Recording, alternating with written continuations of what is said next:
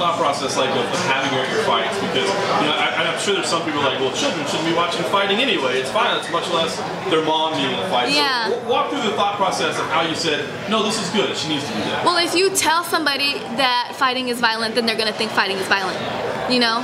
It's all in the perception. It's how you raise them. She doesn't think fighting is violent. Fighting is a martial arts. Fighting is something that I do for my career. Fighting is something that I do to stay physically fit. She's learned so many life lessons. She's only 6 years old. She's learned so many life lessons just being able to watch me, come up the ranks, win, lose, get injured.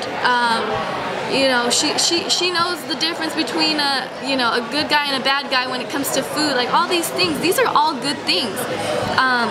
So I think it's all in the perspective, and I just think having her around is giving her a whole different outlook on life than a lot of children get to experience. And to her,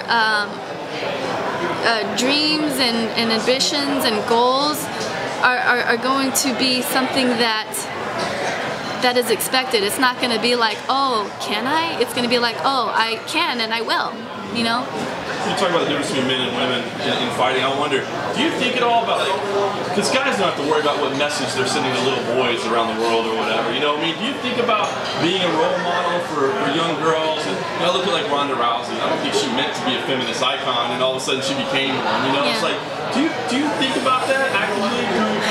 Sometimes I start to think about it, and then I overthink it, and then I talk to my husband, and he just says, be yourself, because that's why people gravitate towards you. And if you're yourself, then everything else will just fall into place.